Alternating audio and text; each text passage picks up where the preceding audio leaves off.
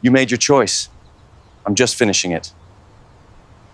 The text message that destroyed my marriage arrived at 3:47 a.m. French time, glowing like a digital dagger on my phone screen. Your husband doesn't deserve you. Meet me at the vineyard tomorrow night. P. I wasn't supposed to see it. Marissa had left her phone charging on the nightstand while she showered, and the notification lit up our darkened bedroom in the villa like a neon confession. 22 years of marriage, 2 kids, and a French vacation that was supposed to save us, all reduced to a late-night booty call from some guy named P. My name is Julian Hall, and I'm apparently the kind of husband who gets cheated on in a $2 million Provence villa that I paid for with my tech company's profits. The irony wasn't lost on me. Here I was, living every American's European fantasy, and my wife was busy living hers with someone else. "Julian, did you hear me?" Marissa's voice drifted from the bathroom, casual, as if she hadn't just blown up our lives via text. "Yeah, honey, just checking emails." I slipped her phone back exactly where she'd left it, my hands steadier than they had any right to be. She emerged wrapped in a towel, her auburn hair damp and her skin flushed from the hot water. At 38, Marissa still turned heads wherever we went. Marketing VP at a major firm, she had that polished confidence that made waiters stumble over themselves and made me feel lucky to be married to her. Used to feel lucky anyway. "The kids want to go to that lavender festival tomorrow," she said, applying some expensive cream to her face. "I told them maybe. I might have some work calls." Work calls. Right. With P, apparently. "Sure thing, I can take them." I kept my voice neutral. Years of marriage having taught me to mask my emotions when necessary, though I'd never had to mask anything quite like this before. The villa was everything the rental photos had promised. Stone walls that had witnessed centuries of French history, a kitchen that belonged in a magazine, and views of rolling vineyards that stretched to the horizon. Our kids, Ella and Henry, had spent the first week exploring every corner, their voices echoing through rooms that had probably housed Napoleon's officers.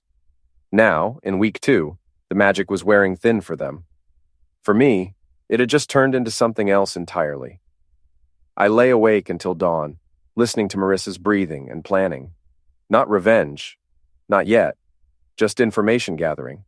In the tech world, you don't make moves without data. And right now, I had almost none. Who was P? How long had this been going on? And most importantly, what was I going to do about it? The morning brought typical vacation chaos. Ella, 12 and sharp as her mother, complained about the Wi-Fi speed while trying to video chat with friends back home. Henry, 9 and still young enough to find everything an adventure, wanted to explore the wine caves beneath the villa. "Dad, can we go swimming before it gets too hot?" Henry asked, bouncing on his toes with energy that made me exhausted just watching. "Sure, buddy. Let me grab my coffee first." Marissa appeared in the kitchen wearing a sundress that probably cost more than most people's rent. She was checking her phone, the same phone that had delivered last night's revelation. "I might be tied up for a few hours today," she said without looking up. "That merger I've been working on is heating up." "On vacation?" I raised an eyebrow, playing the concerned husband. "They can't give you a break for 2 weeks?" "You know how it is." She shrugged, still focused on her screen. Big deals don't wait for vacation schedules. I knew exactly how it was. I'd built my company from nothing, working 80-hour weeks and missing family dinners to close deals and land clients. The difference was, I'd never used work as cover for an affair. "Who's the client again?" I asked casually, pouring coffee from the French press. "Leclerc Events. They handle high-end corporate functions across Europe. Could be huge for us. Leclerc, Lecler, CP Leclerc maybe? Paul? Pierre?" "Sounds promising," I said. "Maybe I should meet this Leclerc guy. Network a little." Marissa's head snapped up, and for just a second I saw something flicker across her face. Panic? Guilt? Then her professional smile slid back into place. "Oh, you'd be bored to tears. It's all marketing strategy and event logistics. Besides, you're on vacation. Relax for once. Right. Relax while my wife conducts her business with P. Leclerc." The day crawled by with forced normalcy. I took the kids swimming, played board games, and grilled steaks for lunch, while Marissa disappeared for 3 hours to scout venues in the nearby village. She returned with shopping bags from expensive boutiques, but no business cards or brochures from any event venues. That evening, after the kids were in bed, I made my move. "I'm thinking of installing some security cameras around the villa," I mentioned, while we sat on the terrace with wine.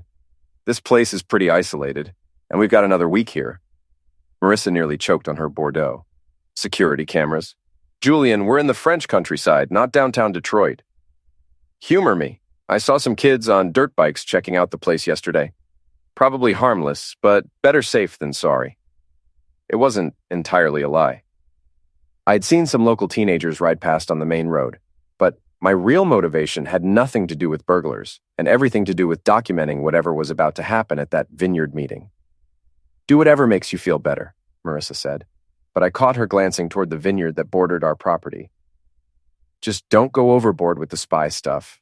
We're supposed to be relaxing. Relaxing, sure. I spent the next morning installing a wireless security system that would make the NSA proud. Hidden cameras with night vision, motion sensors, and a smartphone app that let me monitor everything remotely.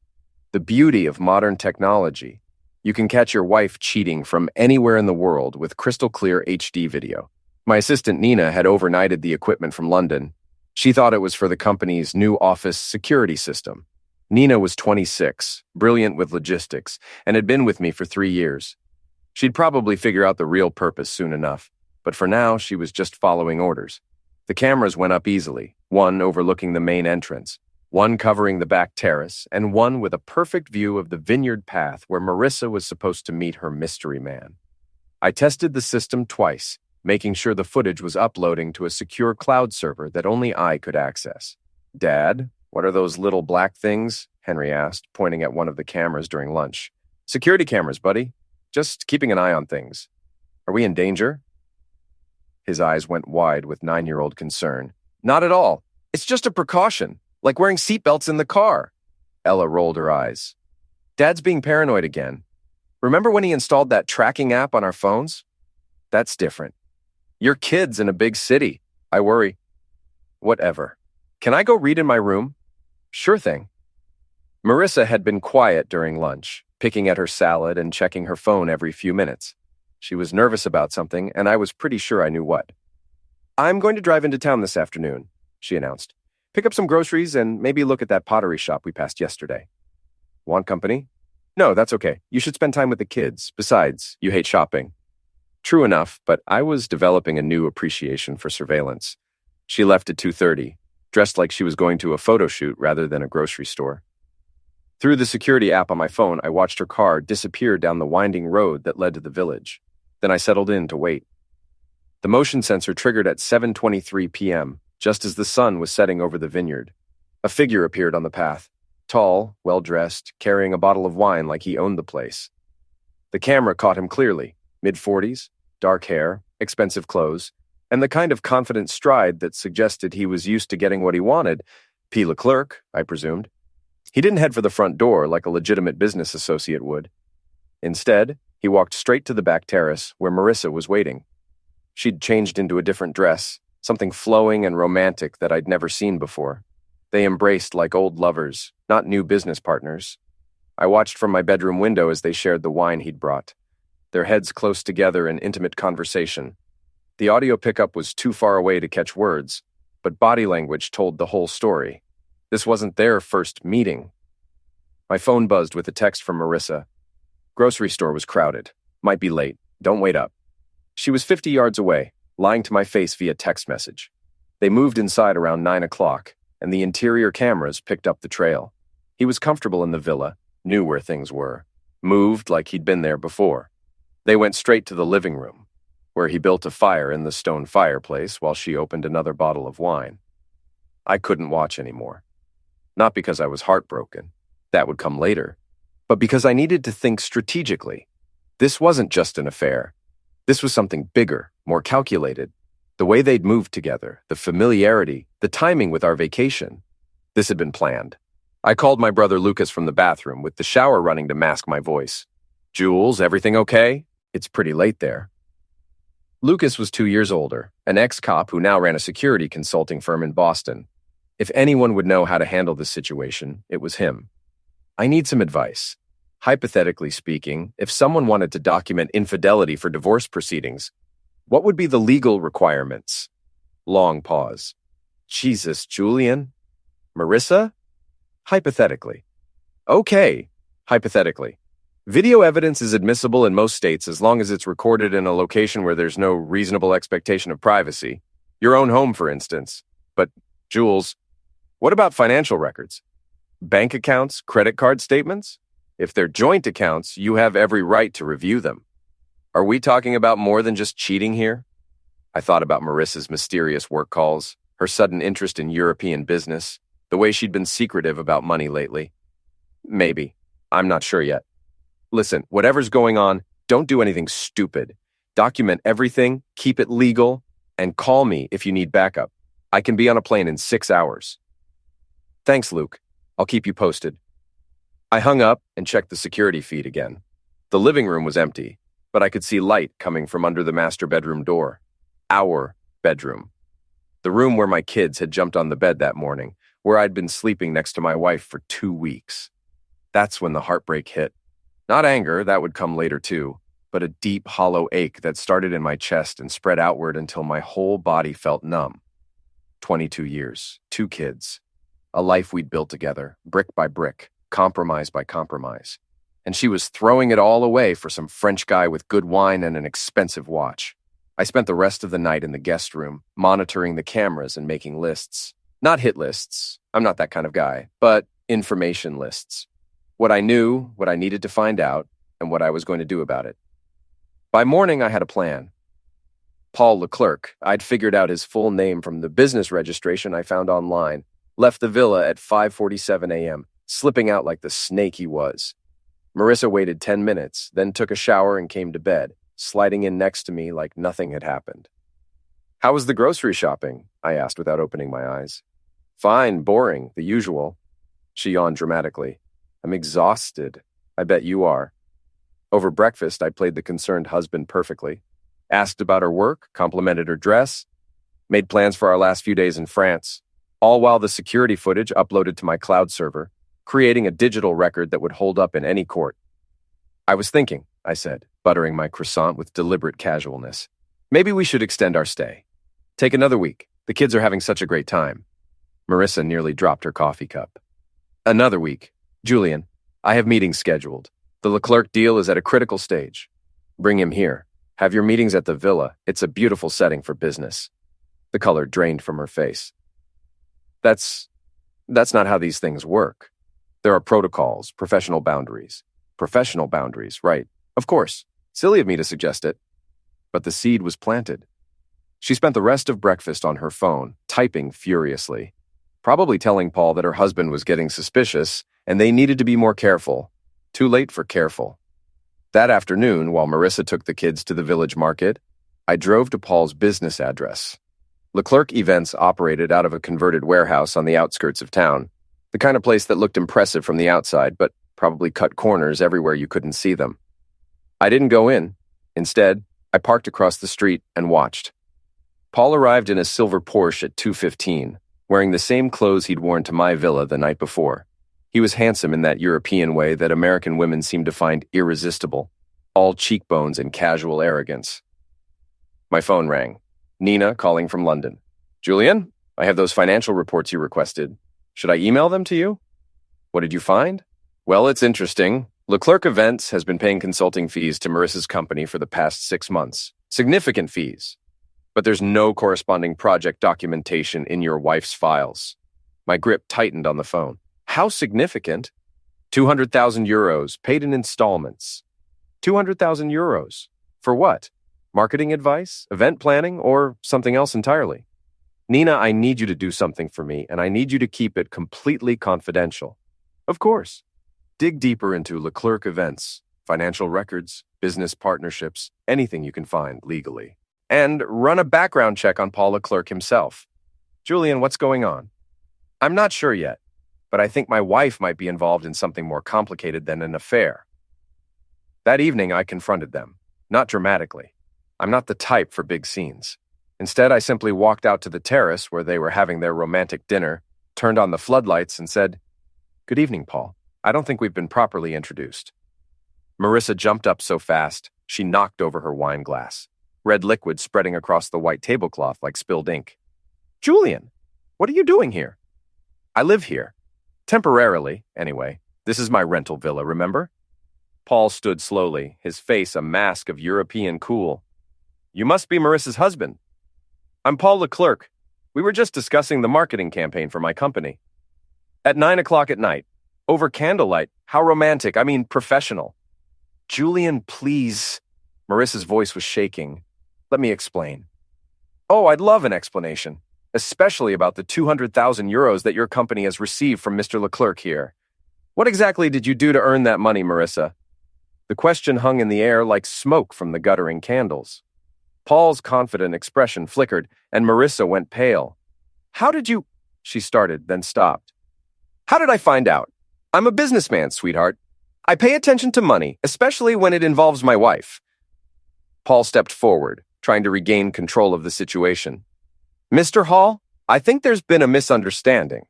Marissa has been helping me develop a marketing strategy for the American market. It's a legitimate business relationship. Is that what you call it? Interesting. Most business relationships don't require overnight visits to isolated French villas. I pulled out my phone and showed them a screenshot from the security footage. Paul arriving with wine. The two of them embracing on this very terrace. You've been watching us? Marissa's voice was barely a whisper. I've been protecting my investment. This villa, our marriage, our family's future, all things that apparently mean less to you than whatever game you're playing with Paul here. Paul's mask finally slipped, revealing something harder underneath. Look, Hall, this doesn't have to get ugly. Business is business, and personal is personal. Maybe we can work something out. What kind of something? A partnership. Your wife has valuable connections in the American market. I have opportunities in Europe. We could all benefit from a more collaborative arrangement. I looked at Marissa, searching her face for some sign of the woman I'd married. Instead, I saw a stranger, someone who'd been planning this betrayal for months, maybe years. You want to know what I think? I said, my voice steady despite the rage building in my chest.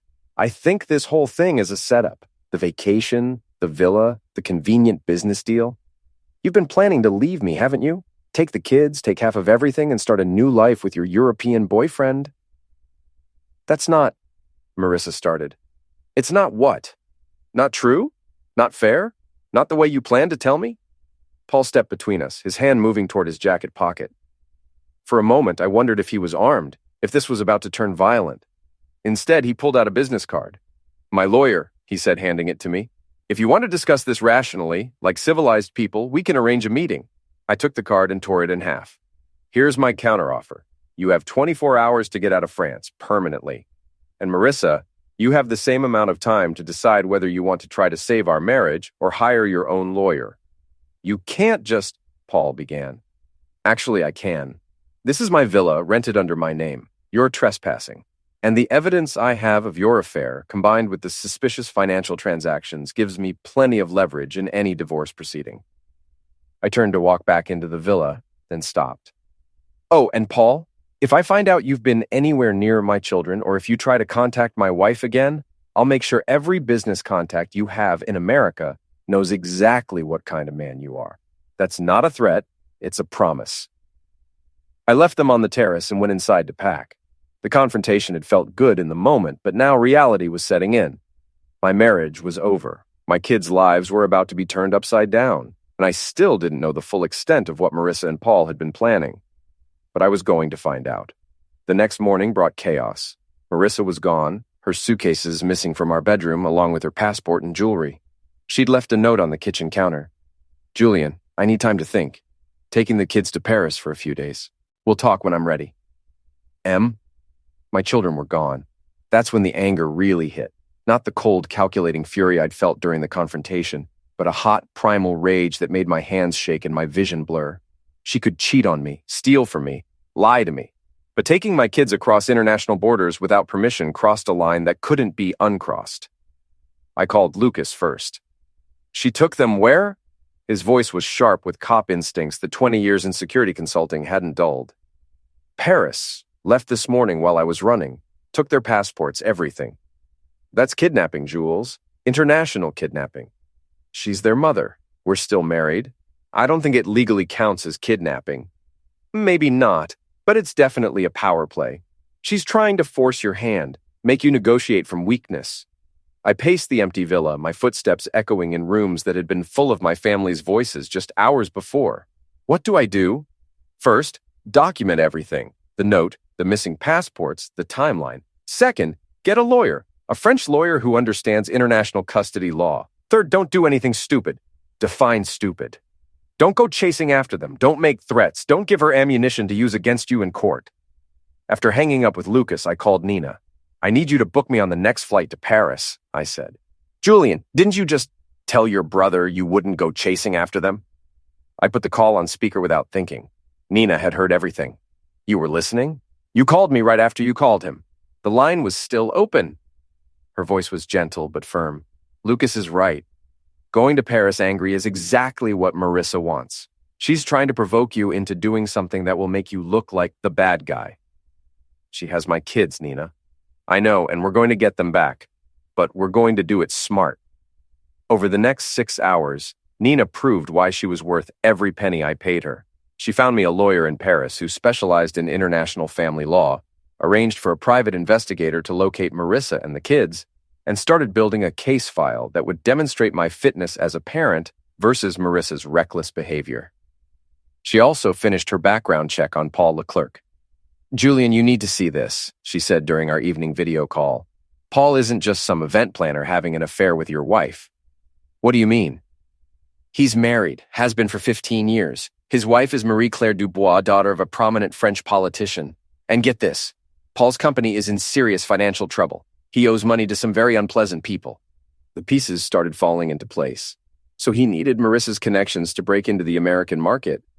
More than that, I think he needed her money. Those consulting fees she's been receiving, they're not payments, they're investments. Marissa has been funneling cash from your joint accounts into Paul's failing business. I felt like I'd been punched in the stomach. How much? So far, about $500,000. But Julian, there's more. Paul's been promising investors access to American corporate clients through Marissa's company. He's essentially been selling your wife's professional reputation to keep his business afloat. And when that wasn't enough, he convinced her to leave you and bring her connections and her divorce settlement to France permanently. The scope of their betrayal was breathtaking. This wasn't just an affair or even a simple con. It was a systematic dismantling of everything I'd built, orchestrated by a desperate man and enabled by a wife who'd apparently decided I was worth more to her dead than alive. Financially speaking, anyway. My phone rang. Marissa. Julian, we need to talk. Where are my children? They're safe. They're with me at a hotel in Paris, but we need to discuss our situation like adults. Bring them home, now. I can't do that, not until we reach an understanding. What kind of understanding? I want a divorce, Julian. A clean, quiet divorce. I'll take the kids and half of everything, and you can keep your precious company. Everyone wins. Everyone except me and our children. The children will be fine. They'll have a new life in France, new opportunities. Paul has connections throughout Europe. So there it was. The plan laid out in simple terms. Marissa gets her European fantasy life, Paul gets his American business connections, and my money, and I get to start over at 42 with nothing but a tech company and a broken heart. And if I don't agree to this understanding, then things get complicated, messy, public. Is that really what you want? I thought about the security footage, the financial records, the evidence Nina had compiled. Marissa thought she held all the cards, but she was wrong. You know what, Marissa? You're right. Things are about to get very messy, but not for me. I hung up and immediately called my lawyer in Paris.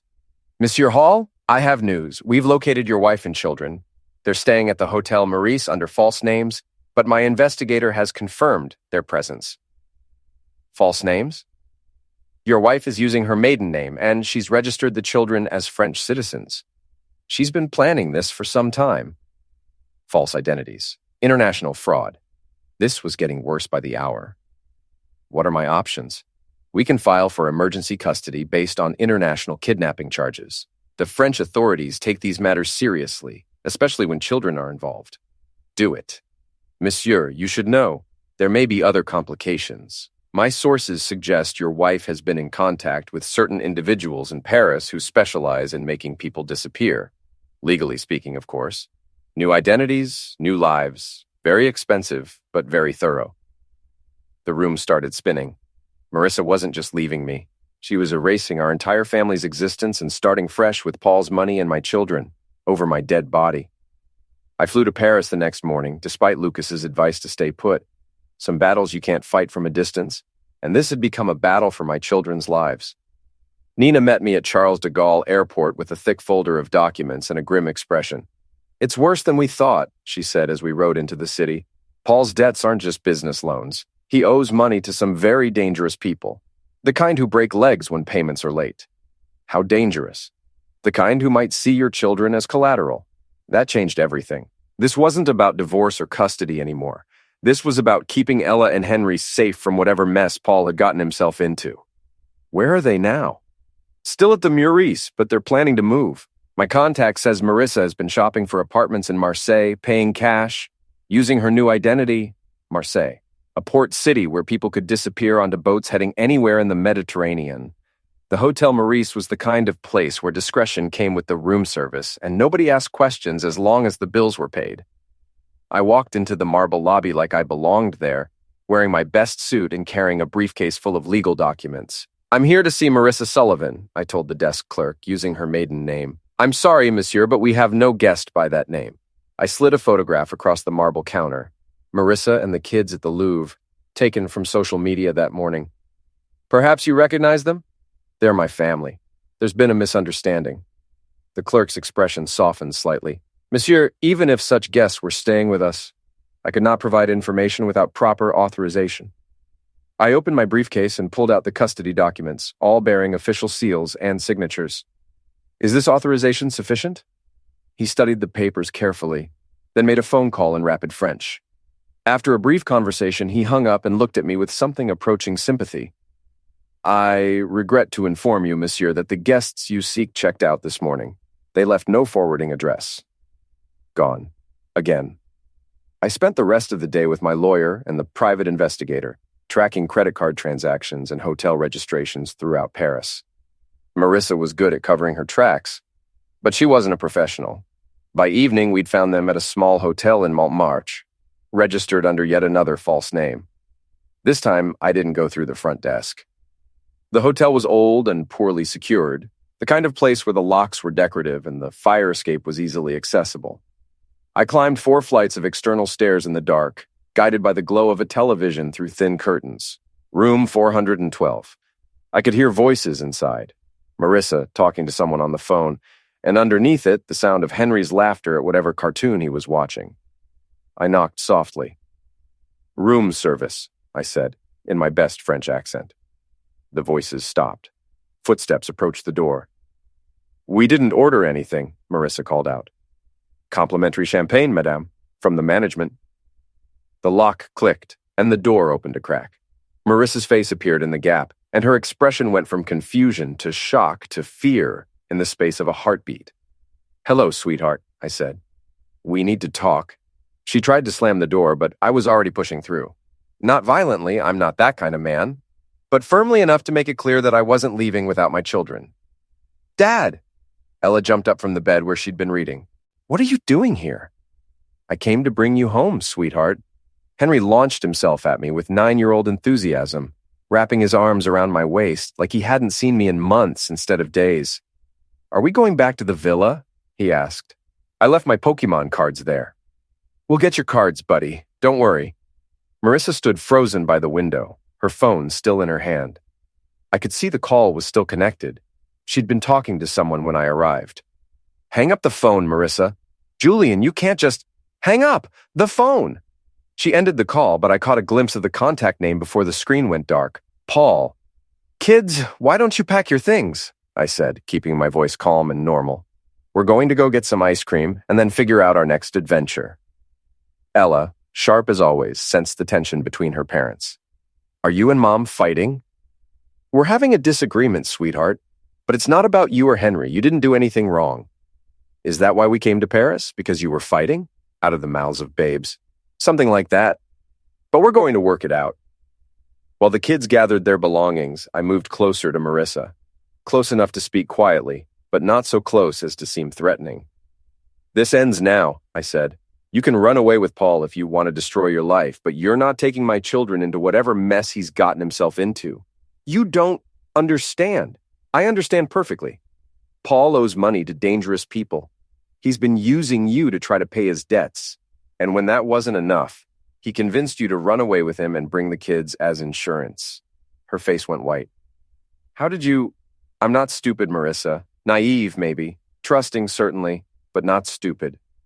I pulled out my phone and showed her a photo Nina had sent. Paul meeting with two men outside a casino in Monaco. Recognize your boyfriend's friends? She stared at the image, her hands shaking. Julian, you don't know what you're dealing with. These people, if they think you're interfering with their arrangement... What arrangement? Paul promised them access to American investors through my connections. High net worth individuals who might be interested in European opportunities. You mean marks? He promised them marks for whatever scam they're running? It's not a scam. It's legitimate business. Bees... The word came out harder than I intended, and both kids looked up from their packing. I lowered my voice again. You've been laundering money, Marissa. Moving cash from our accounts to Paul's company, then on to God knows where. That's not business. That's criminal conspiracy. The hotel room door opened, and Paul walked in like he owned the place. He'd clearly been waiting in the hallway listening to our conversation. Julian, he said with that smooth European accent, I was hoping we could avoid this kind of confrontation. Were you? Because it seems like you've been planning this confrontation for months. He smiled, but it didn't reach his eyes. You're a businessman. Surely you understand that sometimes partnerships evolve in unexpected directions. Is that what you call stealing my wife and kidnapping my children? A partnership evolution? Nobody has been kidnapped. Marissa made a choice. The children are simply following their mother as children do. I felt Henry move closer to me, his small hand gripping my jacket. Ella had stopped packing and was watching the adults with the kind of intense attention that meant she was understanding more than any 12-year-old should have to. Here's what's going to happen, I said, keeping my voice steady for the kids' sake. Marissa, you can make your own choices about your life, but Ella and Henry are coming with me. Tonight. I don't think so, Paul said. He moved slightly, positioning himself between me and the door.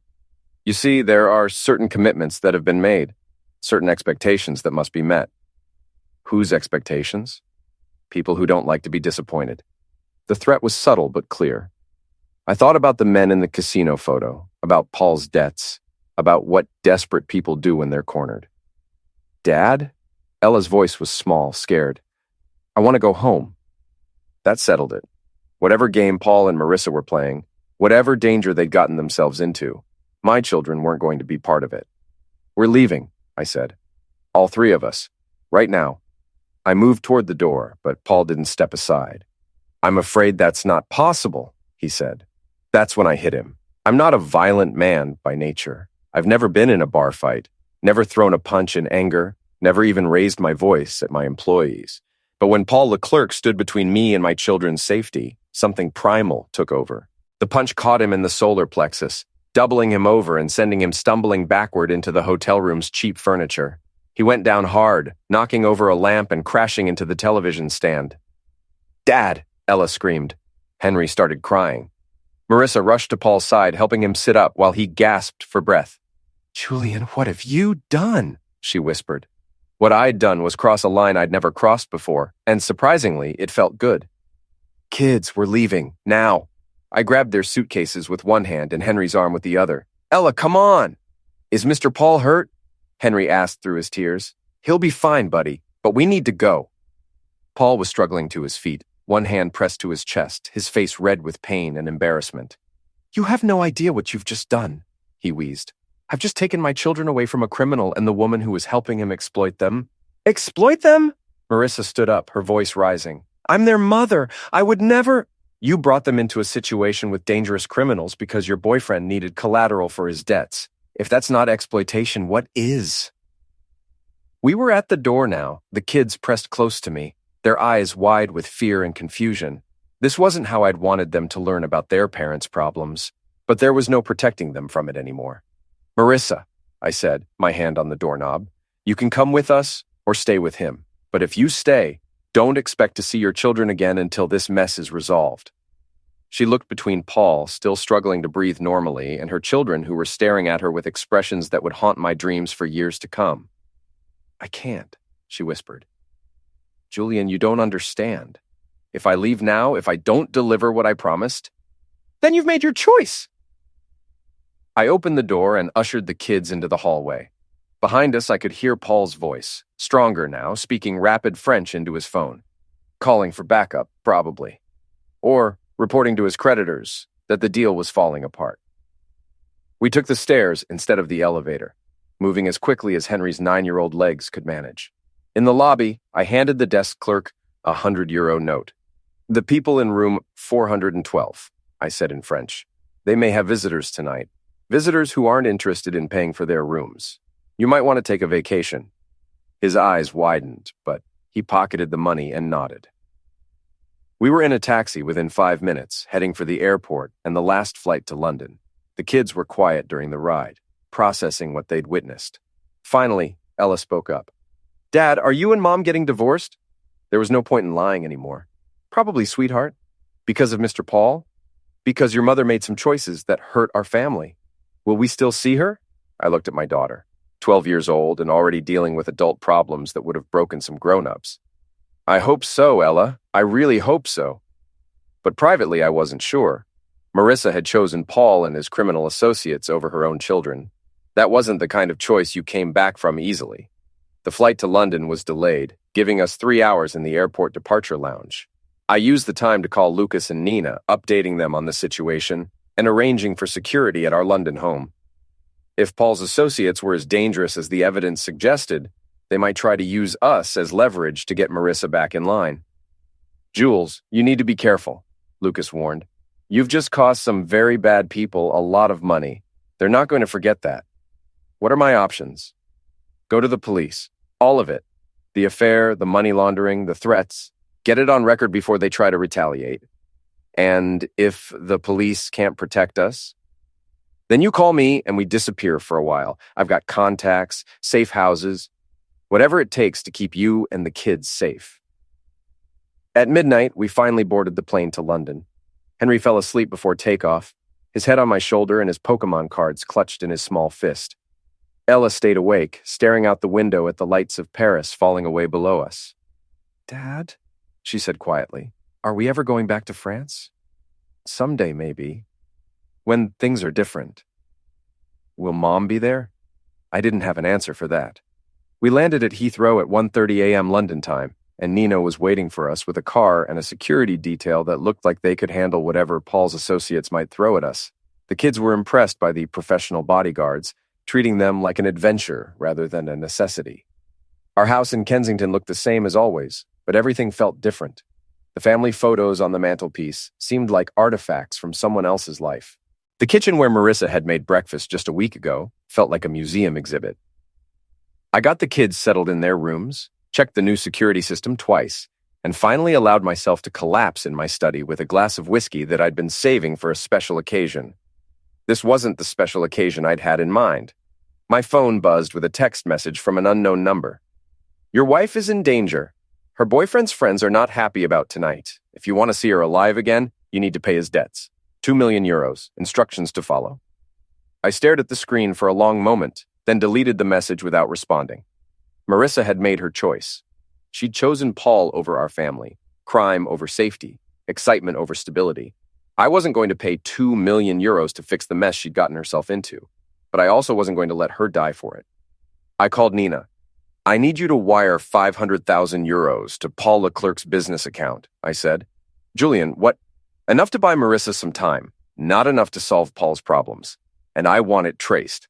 Every transaction, every account it touches, every person who handles it. Can you do that? Yes, but why? Because I'm not paying ransom, but I'm also not letting my children's mother get ended because she was stupid enough to trust a con man. And then what? I looked at the family photos on my desk. Marissa and me at our wedding, the 4 of us at Christmas, the kids on their first day of school. 22 years of memories that would have to last a lifetime. Then we wait and see if she's smart enough to get herself out of the mess she created. 3 days later, I got another text from the same unknown number. Your wife has left France. Don't look for her. Don't try to contact her. If she's smart, she'll stay gone. I never heard from Marissa again. The divorce papers came 6 months later, filed from a law office in Switzerland.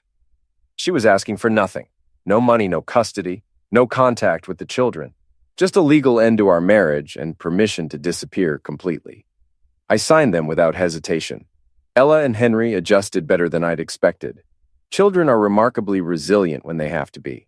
We moved to a new house outside London, changed schools, started fresh. The kids made new friends. I focused on growing my business, and slowly, we built a life that didn't have a Marissa-shaped hole in the middle of it. Paul Leclerc's business went bankrupt 8 months after the Paris incident. According to Nina's sources, he fled France, owing millions to various criminal organizations, and was last seen in South America, probably still running cons and breaking hearts. I never found out what happened to the 2 million euros his associates had demanded. Maybe they got it from someone else. Maybe they wrote it off as a business loss. Maybe they caught up with Paul in whatever South American hideout he'd chosen. I didn't really care. 2 years after that night in the Paris hotel, I was having dinner with the kids when Ella looked up from her homework and asked, "Dad, do you ever miss Mom?" I thought about it for a moment, really thought about it. "I miss the person I thought she was," I said finally, "but that person probably never existed. Do you think she misses us?" "I hope so, sweetheart. I really hope so." But honestly, I didn't know. The woman who could choose a criminal stranger over her own children was someone I'd never really known at all. That night, after the kids were asleep, I went through the last box of Marissa's belongings, things she'd left behind in our bedroom, items that had been too personal or too worthless for her to take on her great European adventure. At the bottom of the box, I found a letter addressed to me in her handwriting. It was dated the day before we'd left for France, hidden away like she'd been planning to leave it as a goodbye note. "Julian," it began, "by the time you read this, I'll be gone. I know you'll think this is about Paul, about the affair, about the money, but it's really about me finally having the courage to admit that I've been living someone else's life for 20 years.